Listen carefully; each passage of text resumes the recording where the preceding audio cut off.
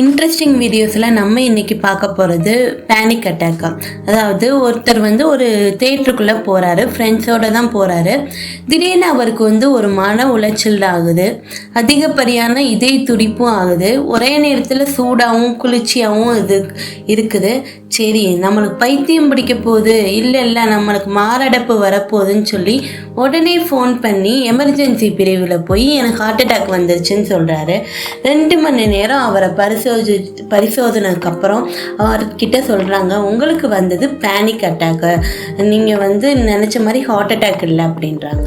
அதாவது இந்த உலக சுகாதார அமைப்பு படி 30% பேருக்கு உலக மக்கள் தொகையில் இந்த பேனிக் அட்டாக்கு இருக்கான். 2019ஆம் ஆண்டில் 30 கோடி பேர் அதிகமான மனக்குழப்பத்தில், அதாவது ஆன்சைட்டி டிசார்டர்ன்னு சொல்லுவாங்க, அதில் இருக்காங்கன்றதை கண்டுபிடிச்சிருக்காங்க.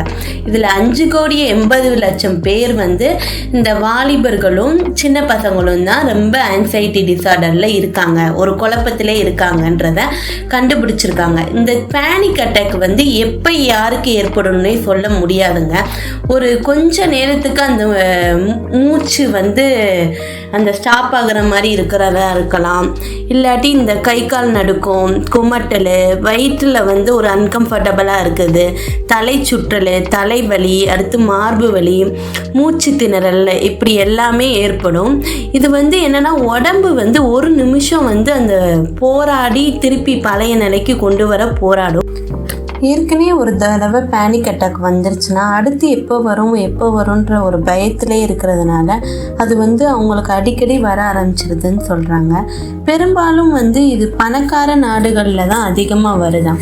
ஏன்னா அங்கே தானே அந்த வேலைகள் இதெல்லாம் அதிகமாகவே கொடுப்பாங்க. அதனால் இந்த உணவு, இருப்பிடம், தண்ணி, அப்புறம் அன்பு, இதெல்லாம் எப்படி கிடைக்கும்னு சொல்லி 21ஆம் நூற்றாண்டில் பல மனிதர்கள் ஃப்யூச்சரை பற்றி திங்க் பண்ணிக்கிட்டே இருக்கிறதுனால இந்த மாதிரி பேனிக் அட்டாக் ஃப்ரீக்வெண்ட்டாக வருதுன்னு சொல்கிறாங்க.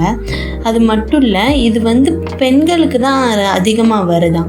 ஏன்னா பசங்களை விட 2 மடங்கு அது பெண்களுக்கு அதிகமாக வர்றதுக்கான